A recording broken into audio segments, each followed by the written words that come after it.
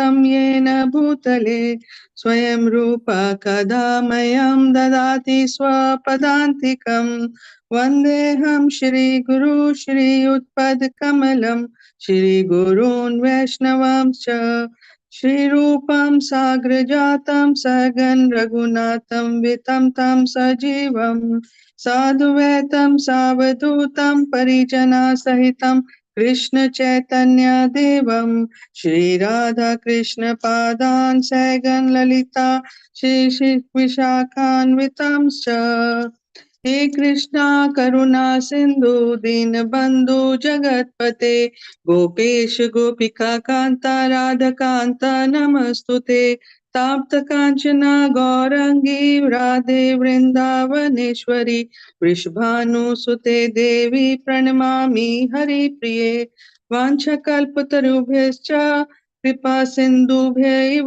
च पतितानां पावनेभ्यो वैष्णवेभ्यो नमः नमः श्री कृष्ण चैतन्य प्रभु नित्यानंद श्री अद्वैत गदाधर शिवसादि गौर भक्त वृंद हरे कृष्णा कृष्णा कृष्णा हरे हरे हरे राम राम राम हरे हरे ओम भगवते वासुदेवाय ओम नमो भगवते वासुदेवाय ओम नमो भगवते वासुदेवाय. So we'll start today's lecture. I feel myself blessed to be associating with such exalted devotees in this group. From whatever little understanding I have, I shall try to share with you on this vast subject, just considering as a drop of my devotional service and nothing more. So today's topic, what I've chosen today is understanding karma. The Bhagavad Gita, it contains 5 primary subject matters. Paramatma, supersoul; Atma, soul; Prakriti is nature; Kal, time; Karma, actions or activity. Just a minute, I will just...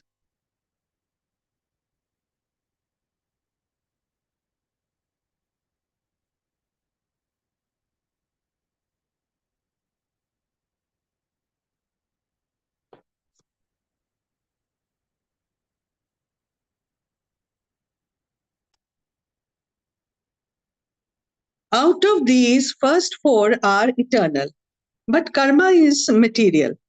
The 4 eternal subject matters cannot perish, but karma perish or it can be destroyed, as if it was never there. Karma is anadi, that is without beginning, primordial. This knowledge about karma was delivered to Arjuna in the battlefield of Kurukshetra by Lord Krishna.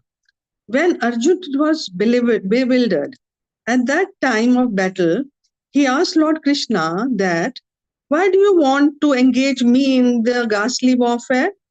The Lord said that one cannot achieve freedom from reaction of karma merely by abstaining from work, nor by such renunciation one can attain perfection. Everyone is forced to act helplessly according to the qualities he has acquired from the mode of material nature, and cannot refrain from doing something even for a moment. We cannot even for a moment abstain from work. So, and if one somehow refrains his senses of actions, that is karmindriya, but whose mind that dwells on the sense object is a pretender, and he is cheating himself. And in comparison, if a person sincerely tries to control the senses by mind and begin karma yoga, meaning he is performing actions with devotion but without attachment. So from the sense, that means he has withdrawn his mind from the sense objects This Karma Yoga is far superior. Now, in the light of above, Lord is guiding Arjuna to perform his prescribed duty. As doing this is better than not doing any work, as one cannot maintain his physical body without work. Lord reveals another secret to Arjuna in relation to karma.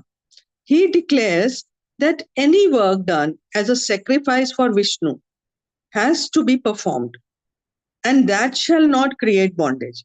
Otherwise, the work will cause bondage in the material world. So just perform your prescribed duties for the satisfaction of the Lord. Thus, in this way, we will always remain free from bondage or reactions of karma. Although the karmic cycle, it goes round. How it goes round? Like a merry-go-round without stopping. But the only consolation here is that this karma or karmic cycle is material, and this can be destroyed.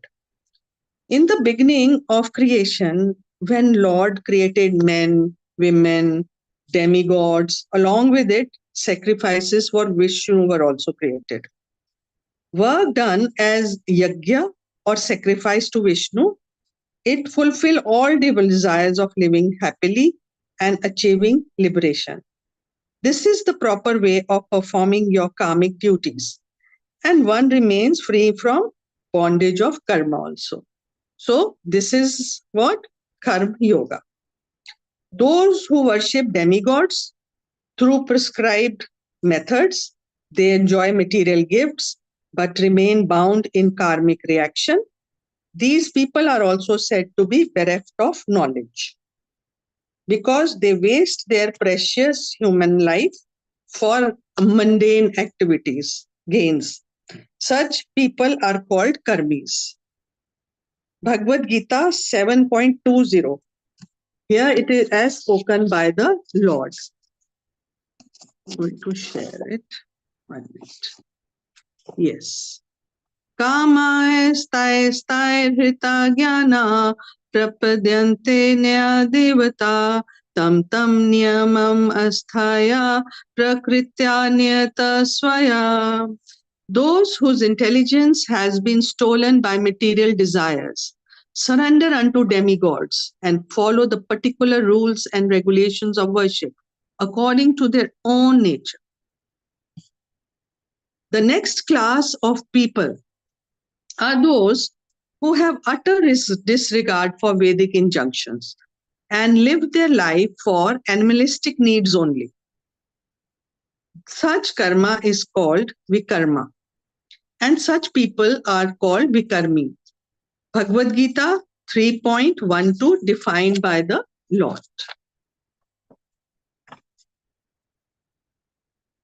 Istan bhogan hi deva dasyante yagna bhavita tai dattana pradaya bheyo yo bhunkate stena ivasa. In charge of the various necessities of life, the demigods, being satisfied by the performance of yajna, sacrifice, will supply all necessities to you. But he who enjoys such gifts without offering them to the demigods in return is certainly a thief. So, those who are not self-realized, they must perform karmic duties prescribed by the Vedas under Varnashrama Dharma. But one who is self-realized and has realized his true nature as the eternal servant of the Lord and distinct from material body, he has no other purpose to fulfill in discharging of his prescribed duties, nor he has any reason to perform such work. So we will find so many examples of self-realized person in Bhagavad Gita and Bhagavatam. So a perfect example of a self-realized person but engaged in prescribed duties is King Janak, who attained perfection by performance of prescribed duties, although he was self-realized. Therefore, Krishna says that for the sake of educating people in general, you should perform your work. So our principal Acharya, Shri Rupa Goswami, has recommended Yukta Vairagya, meaning one can keep performing his prescribed duties as an offering to Krishna, yet remaining detached from its fruits or results. This is the perfect, most suitable path for this age, our Kali Yuga age. Lord Krishna himself performed all the prescribed duties without attachment, and he showed us also how to perform work by his own example. Therefore, we can say, in light of the above explanations, that karma binds you in this material world. But if performed as told by the Goswamis and Krishna himself, by his example, karma will have no power to bind you in this material world. The Lord, he declared to Arjun that if I ever fail to engage in carefully performing prescribed duties, then all men would follow my path and thereby destroy the peace of all living beings. Both the ignorant and the learned perform their duties how? But the difference is ignorant performs their karma with attachment to result, but the learned they perform without attachment, just for the sake of leading people on the right path. So every one of us are bound by the laws of karma. From Bhagavatam 1.5.18, तस्यैव हितो प्रायते ताको विदो न लभ्यते यद्वर्तमान उपरि यदा तल्लभ्यते दुःखवाद अन्यथा सुखम कालेन सर्वत्र गभरारमसा.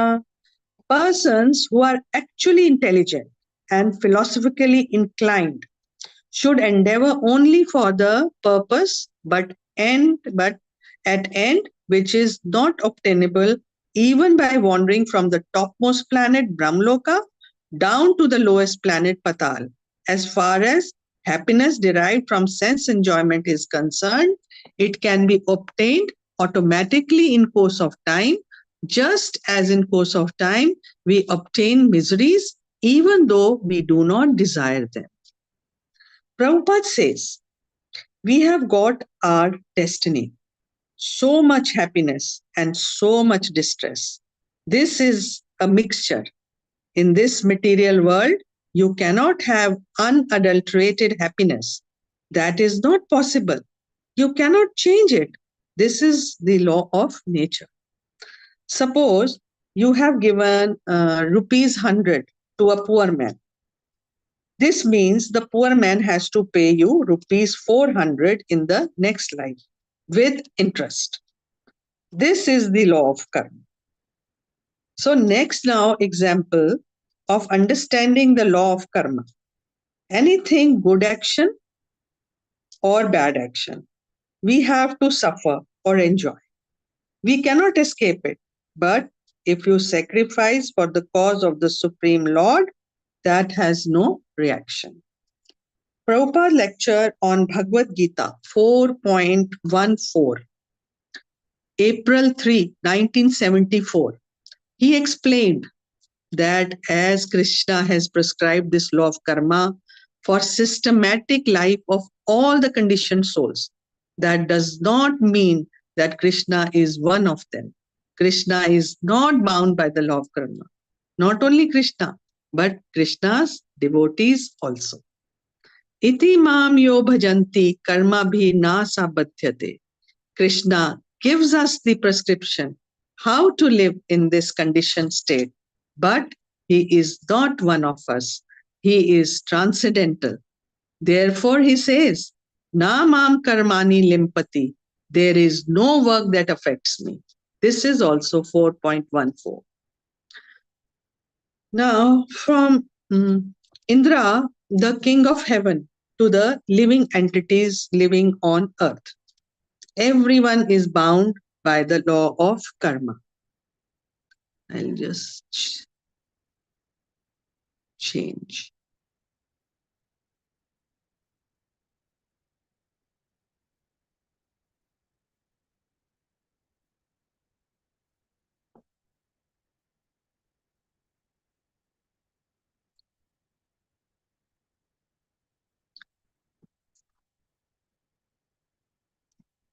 The Bhagavad Gita 4.22, Prabhupada says, law of karma is so accurate that every action is being recorded. It is very subtle.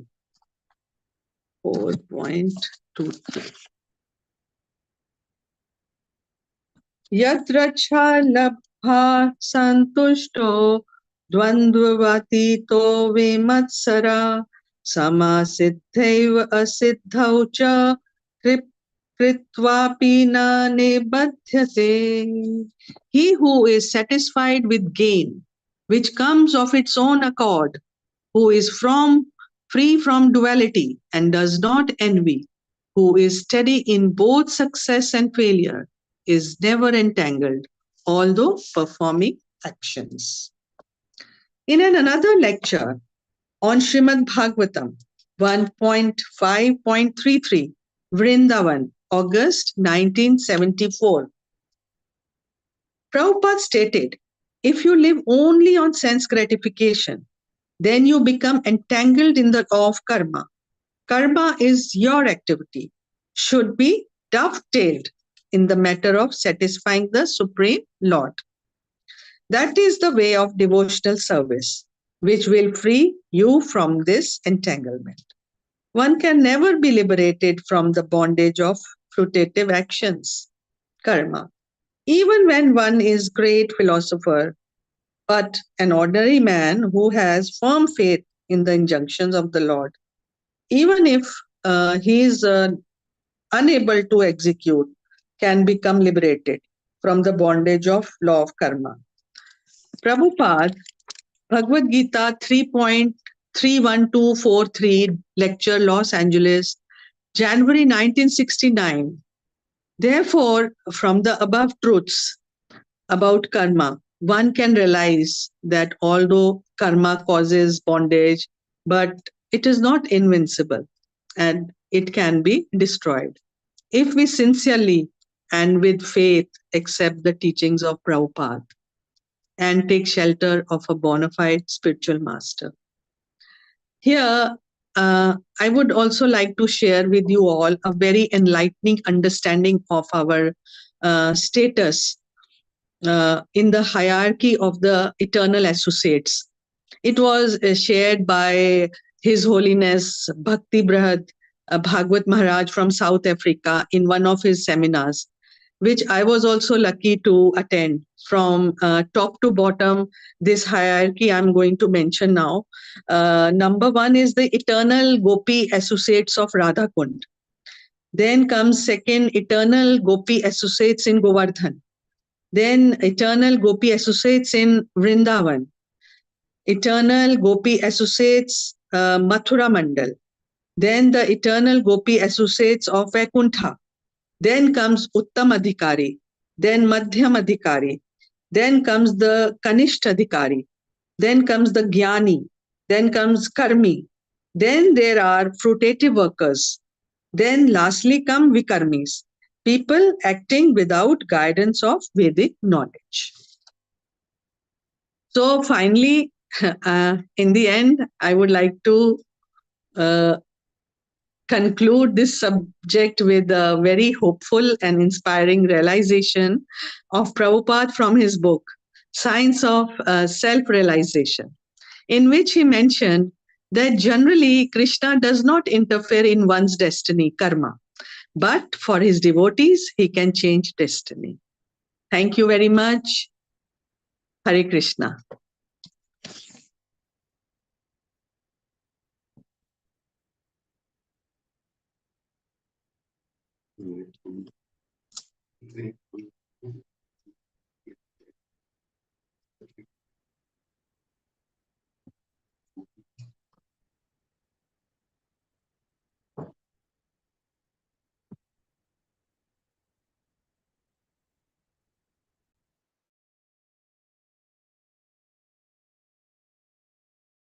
Hare Krishna.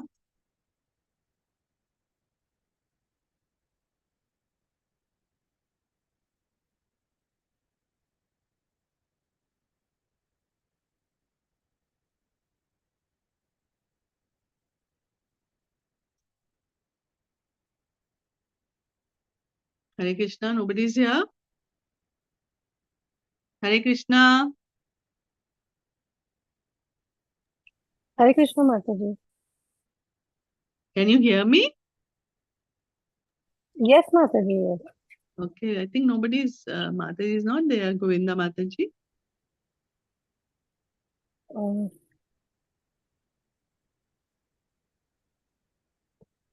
I think I'm able to see her, Mataji, but I can't hear you.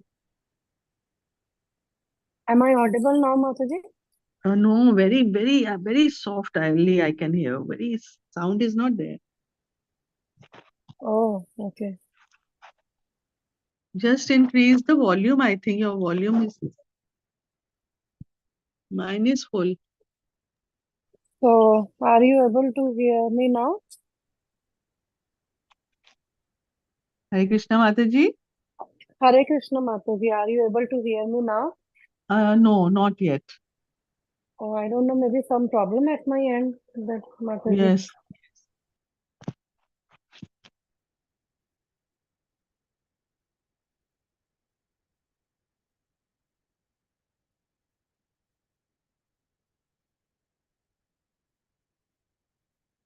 My voice is okay? You can hear me properly? Yes, Mataji, I'm able to hear you properly. Okay.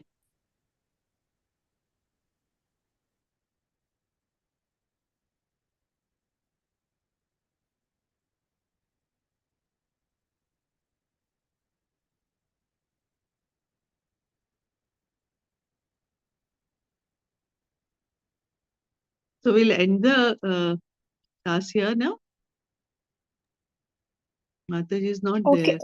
Yeah, okay, Mataji. Thank you very much. Yeah, Hare thank you. Krishna. Thank you so much, Mataji. Hare Krishna. Hare Krishna.